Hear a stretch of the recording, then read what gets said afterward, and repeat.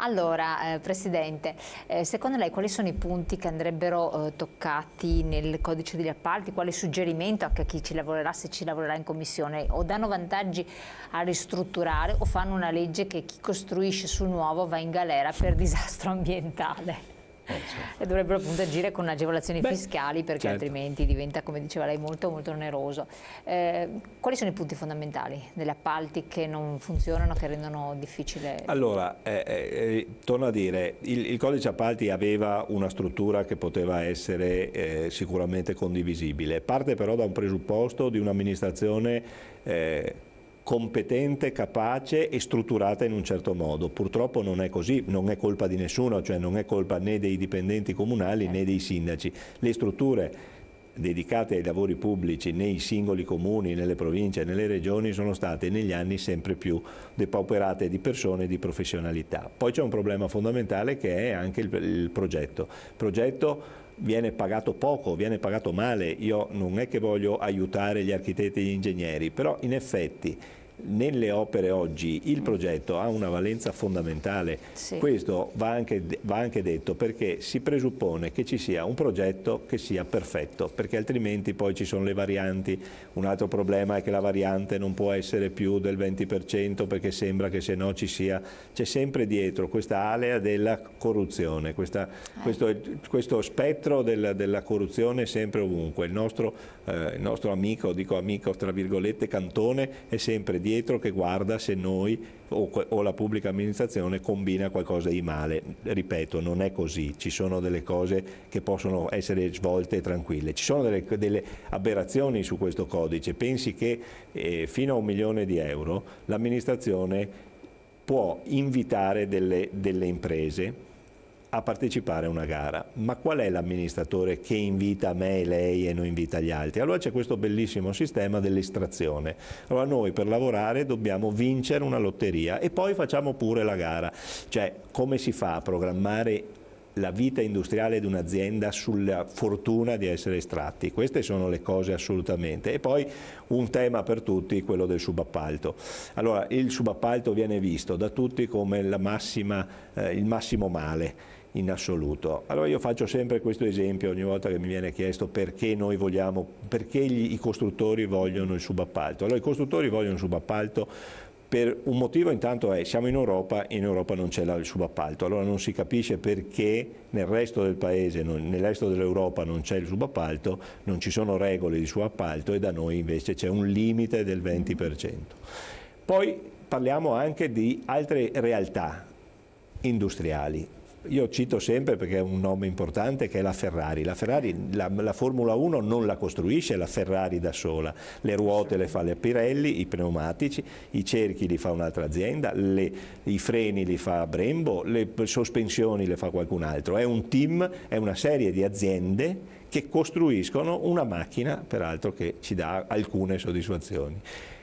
Allora la costruzione perché deve essere fatta tutta da una singola azienda? Al giorno d'oggi non è possibile, non ci sono le competenze e mi permetto di dire non ci sono nemmeno le possibilità di avere in casa tutti, perché non abbiamo poi la certezza, la programmazione industriale di poter dire che avremo lavoro per avere tutti i dipendenti oggi. Spero di essere stato chiaro su questo tema. Forse il problema è che magari uno si affida a un costruttore di un certo livello, di una certa fama, e auspica che questa azienda abbia dei subappaltanti di altrettanto livello. A volte succede così, a volte invece purtroppo... Infatti è questo che bisogna guardare, cioè ci sono le regole, ci sono delle regole da rispettare, bisogna però smettere in questo paese in genere di abdicare ai controlli. Lo Stato abdica ai controlli e trasferisce tutti i problemi al singolo. Cioè, ma c'è la corruzione, allora metto le regole, c'è l'infiltrazione mafiosa, allora il subappalto non si fa. No, tu togli i corruttori e togli i mafiosi e mi lasci lavorare, non ho capito, devo stare io a guardare. Poi peraltro dico sempre, io ho il certificato antimafia, devo fare la domanda, mi fanno l'indagine, guardano, il mafioso se vuole avere il certificato antimafia ce l'ha perché è mafioso. E quindi non ha nessun ce l'ha in automatico. Assolutamente nessun tipo di problema. Allora, mi spiegate perché edifici e strutture costruite 2000 anni fa a volte sono messe meglio di strutture che hanno 50 anni?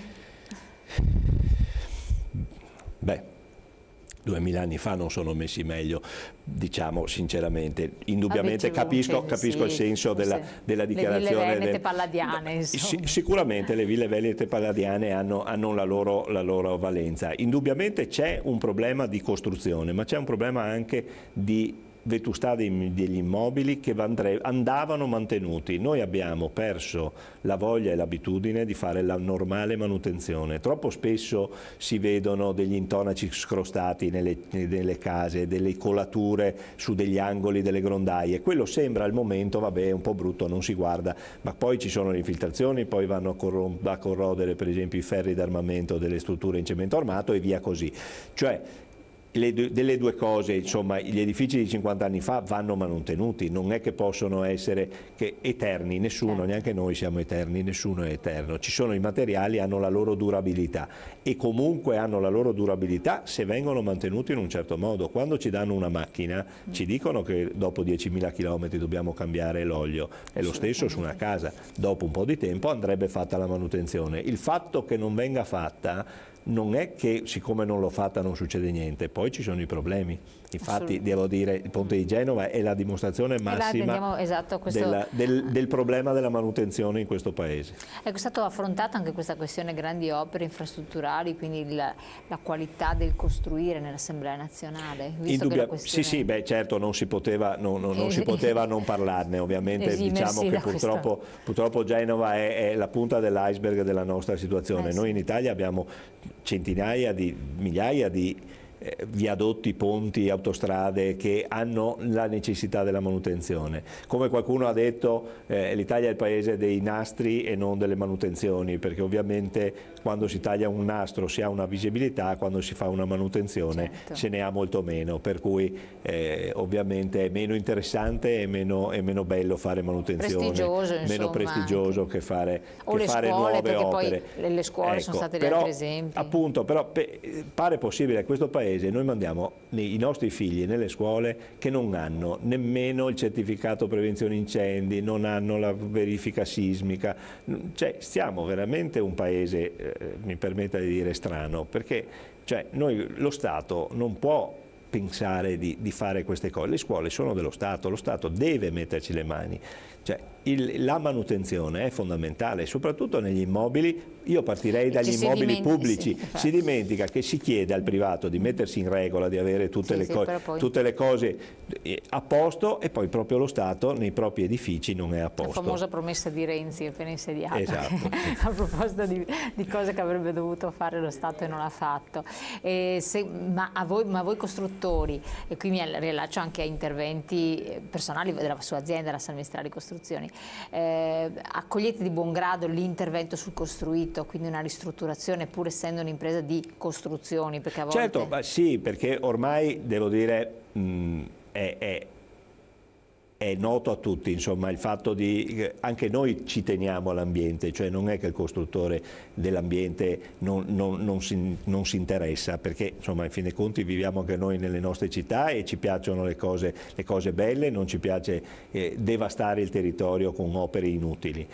La manutenzione poi devo dire che in questi anni è stata una delle poche cose che ha mantenuto vivo quel po' di tessuto imprenditoriale edile del nostro territorio.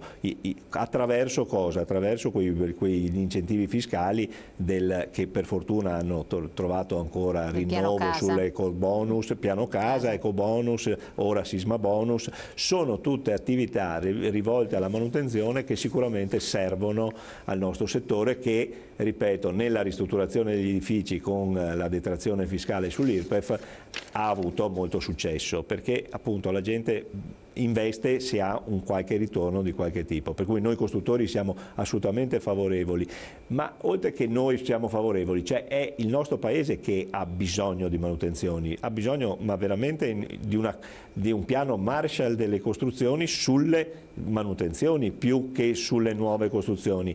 È indubbio che abbiamo bisogno anche di nuove infrastrutture, perché se siamo un paese moderno come siamo, se il Veneto o il famoso triangolo industriale Milano, Padova, Bologna è regioni più importanti d'Europa di produzione non si può pensare che continuiamo a avere le strade di 50 anni fa, la ferrovia di 50 anni fa, cioè il mondo va avanti e purtroppo, che piaccia o no, bisogna anche infrastrutturare il territorio, con attenzione e con la massima attenzione all'ambiente, infatti, perché è fondamentale. Mi spiace, ma non penso sia solo questione di manutenzione, ma anche di metodi costruttivi. Ponti romani ancora in funzione, i nostri non arriveranno al secolo di vita senza dover essere rifatti continuamente. E non mi dite che i ponti romani sono stati manutenzionati per 2000 anni.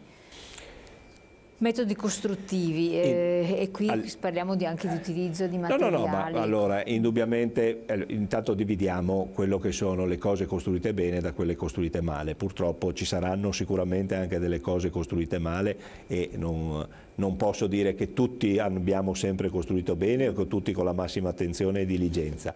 Devo dire che il paragone non regge, perché secondo me non regge nemmeno sul ponte di Genova più di tanto, perché il ponte di Genova è stato fatto a fine anni 60. Terribile. Quanti camion sì, passavano e con che carichi passavano quei camion, quanti camion passano oggi, con che carichi passano oggi. Il porto di Genova ha avuto uno sviluppo che molto probabilmente chi ha pensato il ponte non aveva immaginato. Anche questo è un problema. In Italia noi pensiamo un'opera oggi, la andiamo a realizzare tra 10 anni, 15 anni, quest'opera è già vecchia per l'utilizzo che viene fatto, per cui ci sono vari motivi i vari fattori che concorrono nel creare il problema. Non è solamente la manutenzione, non è sicuramente la costruzione, ma è tutto l'insieme. Se io penso una strada, insomma, gli esempi sono continui, cioè noi viviamo in mezzo al traffico perché le nostre città non sono state pensate per la quantità di macchine e la dimensione delle macchine di oggi, perché il mondo purtroppo o per fortuna va avanti. Comunque le nostre opere hanno una certa lentezza effettivamente nel procedere. Adesso abbiamo il ponte più lungo al mondo che l'ha fatto come collega Macao, no? A Hong Kong, sono 50 km di ponte. Il ponte delle polemiche, per carità, però l'hanno fatto. No, l'hanno fatto. Pensi che noi in Italia un'opera sopra i 100 milioni, abbiamo fatto uno studio attraverso il nostro centro studi del Lance, per vedere la luce ci impiega 17 anni. Caspita. Sopra i 100 milioni ci vogliono 17 anni. Che è una cosa che non ha... impressionante. E come può essere quell'opera pensata 17 anni prima? Non può né costare quello che era stato previsto, né essere utile come era stato previsto. Infatti. Opere infrastrutturali anche del territorio, dopo le chiederò un po' il suo punto di vista, però andiamo prima in pubblicità, quindi pochi secondi.